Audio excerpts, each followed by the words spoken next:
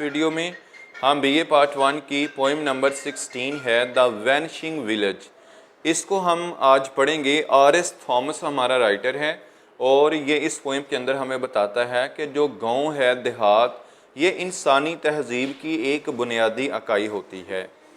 अगर ये जो बुनियादी इकाई है, अगर इसको ख़त्म कर दिया जाए या टोटली ये ख़त्म हो जाए तो शहरों की जो तहजीब और सकाफ़त है वो भी सिरे से ही, बुनियाद से ही मिट जाएगी।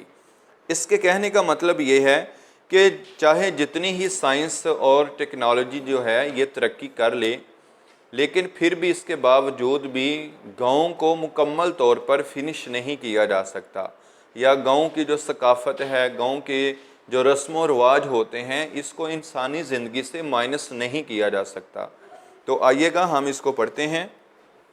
Scarcely a street too few houses, कहता है बामुश्किल ही, जिस गांव की ये कहानी बयान करने लगा है, कहता है वहाँ पर बामुश्किल स्कार्सली आ स्ट्रीट, बामुश्किल एक गली है, टू फ्यू हाउसेज, और कहता है कि बहुत कम वहाँ पर घर मौजूद हैं। तकरीबन सारे लोग इस गांव से हिजरत करके शहरों में जा बसे और चंद एक घर रह गए हैं और एक ही गली बाकी है। टू मेरिट द टाइटल, इतने कम घर हैं या इतनी कम वहाँ पर आबादी है कि इस गांव को नाम तक नहीं दिया जा सकता। Just a way between the one tavern and the one shop, वहाँ पर सिर्फ इतनी सी जगह है कि एक सराय से लेकर एक दुकान के दरमियान तक एक रास्ता है, एक गली है। सराय कहते हैं जहाँ पर लोग बैठते हैं, इंतज़ार करते हैं, यानी खुश गप्पियाँ करते हैं। तो ये वहाँ पे यानी टैवरन से लेकर और दुकान तक सिर्फ एक गली है, एक रास्ता है।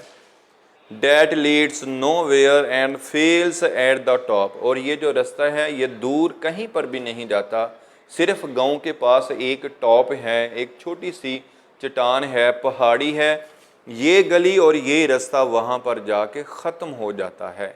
यानी यहाँ पर ना कोई हरकत है, ना लोग बसते हैं, ना किसी का आना जाना यहाँ पर है।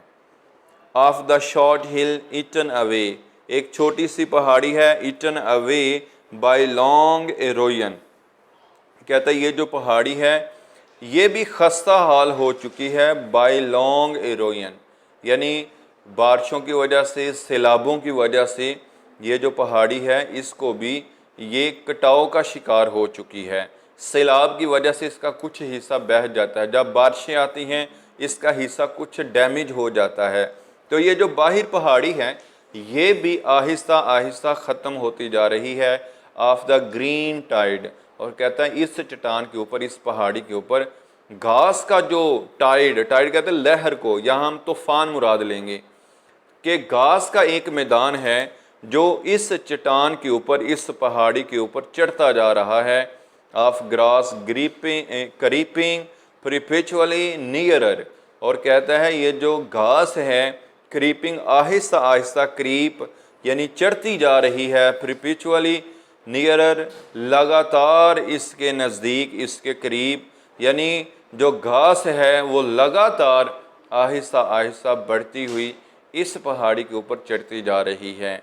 This last outpost of time past, कहता है ये जो पहाड़ी है ये माजी की सिर्फ आखिरी निशानी बची है जिससे हम अंदाज़ा कर सकते हैं कि यहाँ पर कुछ लोगों का बसेरा था। वो कहना ये चाहता है कि इस गांव में जो आखिरी चंद एक निशानियाँ हैं उनमें एक सराय है, एक दुकान है, एक गली है और एक ये पहाड़ी बाकी बची है। बाकी सब कुछ यहाँ से तबाह बर्बाद हो चुका है, फिनिश हो चुका है। नेक्स्ट लाइन देखिएगा, सो लिटल हैपन्स, यानी इस गांव के अंदर बहुत कम हरकत व सकनात हैं, यहाँ पर बहुत कम एक्टिविटीज़ हैं, क्योंकि यहाँ पे लोग नहीं बसते। The black dog cracking his fleas, एक काले रंग का कुत्ता है, फ्लीज का मीनिंग होता है पिस्सू, वो अपने पिस्सुओं को खुरच रहा है, मार रहा है, उसको निकाल के तो मारता है इन द हॉट सन, सख्त धूप में काले रंग का कुत्ता बैठा है और वो बीमार है और उसको पिस्सू पड़े हुए हैं। तो कहता है कि ये कुत्ता जो है उन पिस्सुओं को निकाल के मारता है। इज़ हिस्ट्री, कहता है ये इस गांव की तारीख है। जिस तरह ये कुत्ता मर रहा है, बीमार पड़ा है, बताना असल में ये चाहता है कि अगर इस गांव में लोग बसते होते तो इस जानवर का ख्याल रखते। इससे पता ये चला कि ये जो कुत्ता है ये लावारिस है, इसके मालिक यहाँ से छोड़ छड़ा के चले गए हैं, इसको दूध डालने वाला, इसको खाना देने वाला अब इस गांव में मौजूद नहीं है। और इस गांव की यही हिस्ट्री है कि जिस तरह ये कुत्ता मर रहा है इसी तरह ये गांव भी आहिस्ता आहिस्ता तबाह बर्बाद हो रहा है और ख़त्म हो रहा है।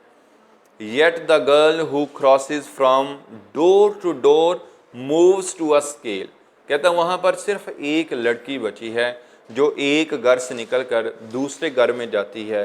दोनों घरों में कोई शख्स और मौजूद नहीं है, सिर्फ एक लड़की वहाँ पर मौजूद है। Beyond the blends days two dimensions, और ये जो लड़की है वक्त और फिज़ा दोनों डायमेंशन से आज़ाद होकर तो ये वहाँ पे घूमती है।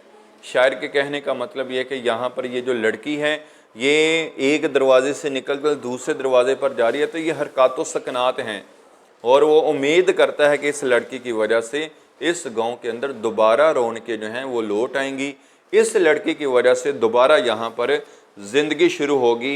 यानी हमारा जो शायर है वो यहाँ पे उम्मीद रखता है कि जिस तरह ये गांव बर्बाद हुआ और जिस तरह ये गांव एक वक्त था कि ये आबाद था, तो इस लड़की की वजह से यहाँ पर दोबारा ज़िंदगी होगी।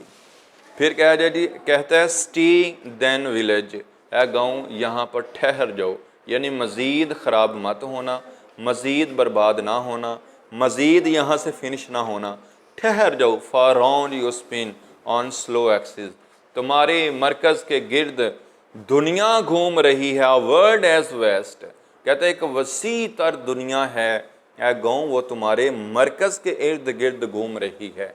ये शहर अगर बड़े बड़े आज आबाद हुए हैं तो ए गाँव ये तेरी वजह से आबाद हुए हैं।